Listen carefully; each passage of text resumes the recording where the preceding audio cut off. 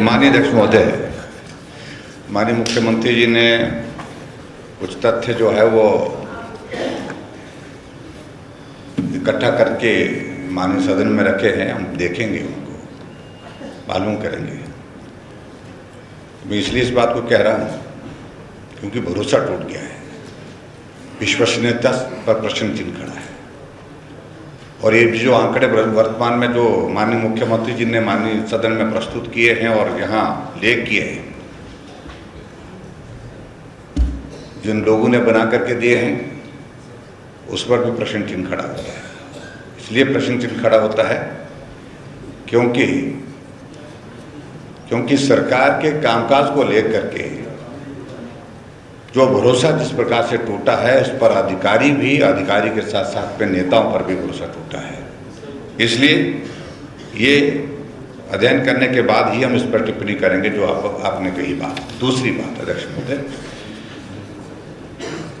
हिमाचल प्रदेश में 2 साल का कार्यकाल आपकी सरकार का पूरा हो गया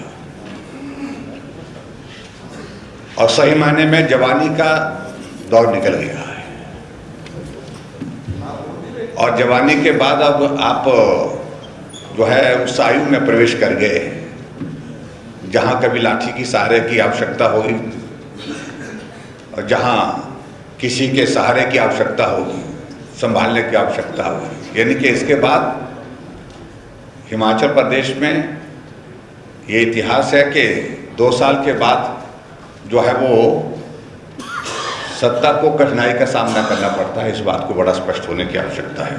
आप उस दौर में प्रवेश कर चुके हैं, इसलिए संभल करके चलिए प्लीज। कहीं दूसरी बात अध्यक्ष महोदय, जो बात यहाँ पर विधायक महोदय जी कह रहे थे, 2 वर्षों से सरकार हिमाचल प्रदेश में कांग्रेस पार्टी की है। ये 2 वर्षों से आरोप लगा रहे हैं। अगर आरोप लगा रहे हैं तो जांच क्यों नहीं कर रहे हैं? और जांच आप जांच क्यों नहीं कर रहे? इंटरवेंशन। चलिए please take it, let him complete now. अभी हमने बोला है गलत दे रही है तथ्य। This is intervention. तो क्या है, क्या हम बोलेंगे ना? चलिए। इसलिए जब वो सामने पिछले 2 वर्षों से आप आरोप लगा रहे हैं, 2 वर्षों में आरोप लगाने के बाद आप उस सारी चीज को लेकर के आप सत्ता में है, सरकार में, जो जांच करानी जांच कराइए। आप कहां से मना कर रहे हैं? किस बात को लेकर के मना कर रहे हैं? आपके विधानसभा में अगर कुछ लोग ज्यादा लगे हैं, उनको निकाल दीजिए। निकाल दिया अपने पूरे प्रदेश में, उनको भी निकाल दीजिए। सबको वहां से एक को निकाल दीजिए प्लीज। और जहां जिस एजेंसी का जिक्र कर रहे हैं, उस एजेंसी के बारे में हम तो नाम भी पहली बार सुने। लेकिन हिमाचल प्रदेश में अध्यक्ष महोदय ऐसी जो है आउटसोर्स के लिए एजेंसी रजिस्टर हुई है जो नौकरी लगने से पहले पैसा मांगती है। ये हमारा आरोप है।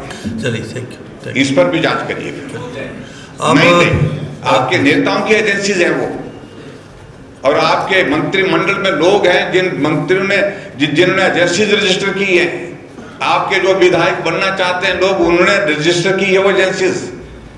और वो क्या धंधा कर रहे हैं, किस प्रकार का कर रहे हैं, आपने जब ये भी जांच का विषय होना चाहिए। आप अपने पॉइंट्स, मैंने अपनी बात कह दी कि कुल मिलाकर के जो आरोप लगाने की बात, सिर्फ आरोप लगाए जा रहे हैं। और हम इस बात को कह रहे हैं कि अगर आपको इसमें लगता है जांच करानी चाहिए तो हम जांच कराने के लिए हमें कोई आपत्ति नहीं, आप जांच करें।